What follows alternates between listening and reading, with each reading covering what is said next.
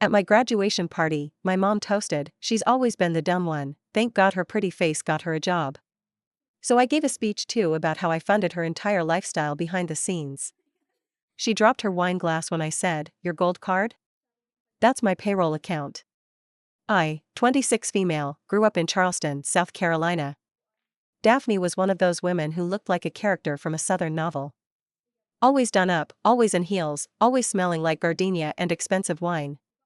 She wasn't cruel in the way you see in movies, no shouting, no slaps, but she had a special talent for cutting people down with a smile. Especially me. Growing up, she'd introduce me to her friends with little comments like, "This is my daughter, Celeste. Not the brightest bulb, but at least she got my cheekbones." Or, "Celeste's not exactly Ivy League material, but thank heavens for charm, right?" I learned early on that arguing with her never got me anywhere. I just swallowed it. I always felt like her accessory, a pretty thing she could display when it suited her, and dismiss when it didn't. She was married 3 times by the time I turned 18. Each marriage came with a wave of new handbags, nicer furniture, and fancier addresses, all short-lived. When the husbands left, or were pushed, she floated down like a leaf onto her next branch. And somehow, she always landed gracefully. But here's the thing. After her 3rd divorce, things changed. The money slowed. The connections dried up. I was 19 then, working full-time at a bookstore during the day and taking night classes at the College of Charleston. She told everyone she was funding my education. She wasn't. In fact, she was living off me. It started small. "Can you just put this on your card, sweetheart? I'll pay you back next week." A grocery bill. Then a spa appointment. Then, "It's just a co-signature for the lease, Celeste. You have better credit than me." I did it because I thought she needed help. I did it because I wanted her to love me. I did it because I didn't know how to say no. By 23, I'd co-founded a digital marketing firm with my friend Patrice. We started in a coffee shop with laptops and no backup plan. 3 years later, we had a staff of 15, a downtown office, and enough income for me to breathe. But I never told Daphne. I let her think I was getting by. She never asked where the money came from, the money she used to pay for the condo in Mount Pleasant, her Benz lease, her gold Amex, her Botox, her Pilates classes. I gave her access to an auxiliary account tied to my business because it was easier than explaining boundaries to a woman who thought boundaries were rude. And still, she talked about me like I was stupid. Sweet, but stupid. Fast forward to May, my graduation. I finished my degree through night school. It took me longer than most, but I was proud of it. My friends were proud. Patrice was proud. Daphne saw it as another opportunity to throw a party that wasn't about me at all. "I think we should do it on a rooftop," she told me one night, sipping wine from a glass I'd bought her. "People love views. Make them think you're successful." I blinked at her and said, "Okay." And just like that, I was writing checks. She picked the venue, a posh rooftop overlooking the Cooper River. She chose the band, the caterer, and the floral theme. I quietly paid for it all, transferring funds from my business account to cover every deposit. She wore white. I wore navy. The night of the party, it was humid but beautiful. A Carolina sunset glowed across the water as people sipped cocktails and gushed over the string lights. I mostly stood around, smiling, hugging old neighbors and her friends who said things like, "Your mama is so proud of you, darling." Then Daphne tapped her wine glass. I saw it in her face. That little gleam she got when she knew everyone was watching. It made my stomach turn. She stood tall, raised her glass, and smiled. "To my daughter," she began. "She's always been the dumb one in the family, bless her heart, but thank God her pretty face got her a job." There was laughter. That awkward, painful kind you can feel behind your ribs. I stood there, frozen. My cheeks were hot. I looked around and saw people looking at me with that same uncomfortable half-smile. And I felt it. That little, sharp snap somewhere deep in my chest. Something broke, clean and final. I walked up beside her and took the mic from her hand. She looked surprised, but smug. Probably thought I'd make a joke. Probably thought I'd laugh it off like always. Instead, I smiled and said, "Thank you, Mom. That was enlightening. I'd like to make a toast too." You could hear a pin drop. Everyone turned toward me. My mom, I said slowly, has always loved luxury. And I don't blame her. Who doesn't like nice things? But I think tonight's a good night to give credit where it's due. I looked directly at her. She was blinking fast, wine glass still in hand. She lives in a condo in Mount Pleasant. Beautiful view. Paid off by my payroll account. The Benz she drives? My business lease. Her gold card? That's tied to my corporate checking. She froze. The glass in her hand trembled. She told everyone she paid for my education, but the truth is, I paid for hers, her lifestyle, her comfort, her brand new everything. While I worked 2 jobs, while I studied at night, while I built a company, she was spending my money and calling me dumb. That's when the wine glass fell. It hit the tile and shattered like something out of a bad movie. And all I could think was, that sound? That's freedom. I set the mic down and walked off the rooftop, leaving her standing there barefoot in broken glass and stunned silence. I didn't look back. I walked down the stairwell of that rooftop bar like it was the longest runway of my life. My legs were trembling, but my spine had never felt straighter. Somewhere behind me, the jazz band had gone completely silent. The sound of distant murmurs filled the air like mosquitoes on a summer night, annoying, but ignorable. I got into my car, sat in silence for a full 5 minutes, then drove to Patrice's apartment. I didn't cry. I didn't even breathe all the way until I was in her driveway. She opened the door and just stared at me. You did it, didn't you? I nodded. She handed me a glass of wine and said, sit down before your legs give out. We didn't talk much that night. I think she knew that the silence was what I needed. It wasn't peace, not yet, but it was stillness.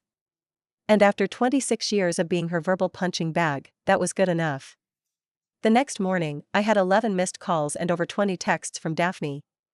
Some were her signature emotional blackmail tactics. How could you do this to your own mother? You ruined my reputation in front of everyone. You humiliated me like some trailer park trash. Others were more venomous. The last text was just one line, you think you're so smart now, huh? I didn't respond. I didn't need to. I'd already said everything that needed saying in front of 70 people, including most of her country club circle. By the end of the week, she was locked out of her condo. The lease was under my LLC, and I had revoked her access with the building's management. The car? Gone, picked up and returned to the dealership by our company's fleet service. The credit card? Disabled. I had removed her as an authorized user and closed that account permanently. Patrice helped me wrap up the financial side quickly. She'd always warned me that I was giving too much. That I was making my mother into a dependent and not a person. But I never listened until it all came crashing down on a rooftop with broken glass and cheap wine. Daphne tried to fight back. She filed a report with the Charleston Police Department claiming financial abuse and identity theft. She even posted screenshots of my business website with captions like, "This is how my daughter repays me after I raised her alone? Watch out, world.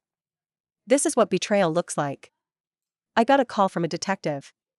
It was awkward. I had to go down to the station and bring folders of documents, emails from her asking for my help, bank statements with her digital signatures, voice notes where she'd literally said, "Just run it through your payroll like always, sugar." The officer read through them with a tired sigh and said, "Looks like she just didn't expect you to say no one day." That was it. Case closed. Meanwhile, her social media posts didn't gain her much sympathy. Turns out, when you've made a life of gossiping about your own child, people don't rush to your defense when that child finally talks back. One of her old friends, Marianne, even messaged me privately and said, "We always knew you were the one holding it all together, sweetheart. She just got used to you pretending otherwise." It wasn't validated exactly, but it felt like fresh air. Daphne moved in with an old friend in Atlanta, someone who apparently didn't know the whole story, or didn't care. I heard she was working part-time at a boutique, the kind that pays in store credit and gossip. It didn't bother me. I wasn't angry anymore. Just empty. Tired. The thing is, I didn't do what I did to destroy her. I did it to finally step out of the shadow she built around me, that version of me she invented for her narrative. The helpless, unthinking, decorative daughter who smiled through everything. That girl doesn't exist anymore. A few weeks after the party, I was cleaning out my office when I found a birthday card she had given me 4 years ago. Inside was a handwritten note: "Never forget who raised you. You owe everything to me." I remember how, back then, I'd cried when I read it. I'd actually felt guilty for not calling her more. For not sending her money faster. This time, I read it and laughed. Out loud. Alone. I dropped it in the trash and went back to work. I know people are going to ask, do I regret it? No. Not even a little. You spend your whole life being told who you are, and one day, if you're lucky, if you've built enough of yourself up, you get to tell the world who you really are instead. I don't regret the speech. I don't regret the fallout. I only regret waiting so long. The summer after the party was quiet, and I mean that in a way that felt foreign but deeply welcome. I wasn't fielding late-night calls begging for rent money. No more texts with screenshots of online shopping carts asking for just a little help this month. The silence was its own reward. At first, I expected guilt. I thought I'd wake up wondering if I went too far, or fearing the phone call that would finally push me to take her back in. But none of that came. What came instead were mornings when I didn't dread opening my bank app. Evenings where I didn't double-check every payment to make sure Daphne hadn't squeezed in another $400 self-care charge. For the first time, my life felt like mine. I hadn't realized how much space she took up in my brain until she wasn't there. I didn't tell many people the details of what happened. But word spread anyway. Charleston has a way of doing that. I'd run into people who gave me soft, knowing smiles or said things like, "I heard you finally stood up for yourself. About time." It was always said gently, like they'd been waiting for the ending of a story they'd followed too long. Patrice and I poured ourselves into growing our business.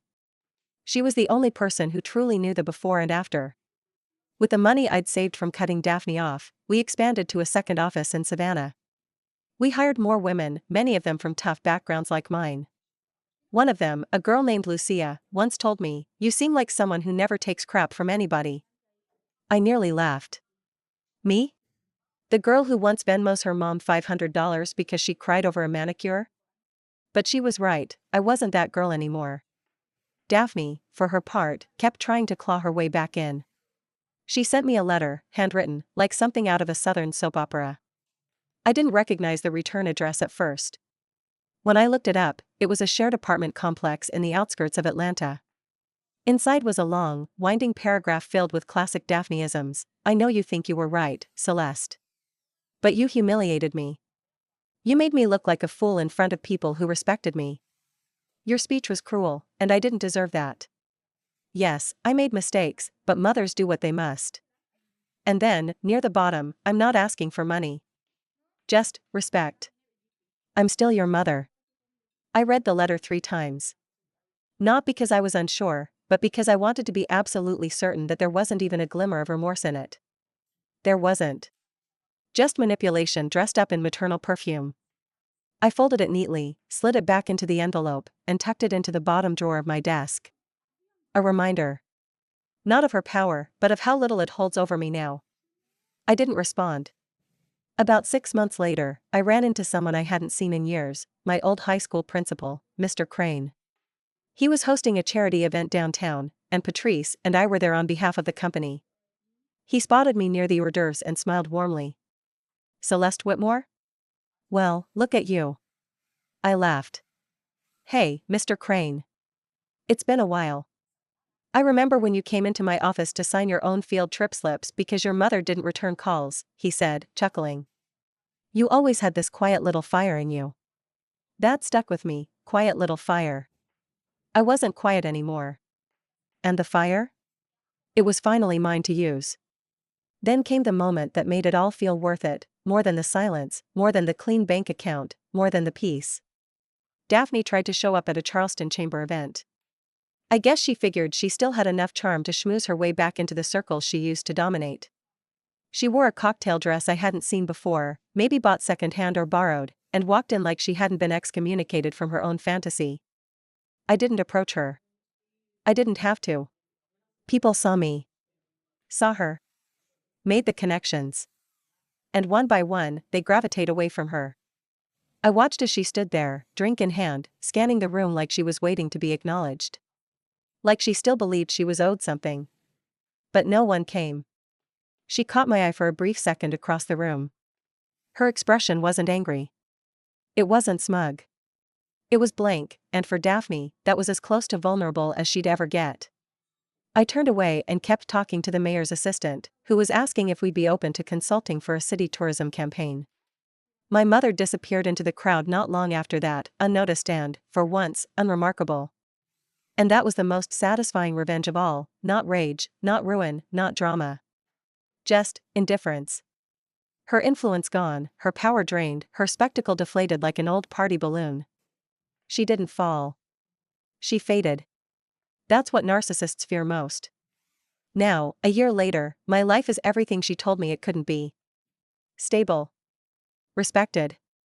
Self-made. I've traveled to places she used to brag about visiting, but I go there without posing for attention. I've met people who like me for me, not for who I'm attached to. I even went back to that rooftop bar one evening. Alone. I ordered a glass of champagne, sat by the edge, and watched the sky turn orange over the river. And for the first time, I toasted myself. To the dumb one, I whispered.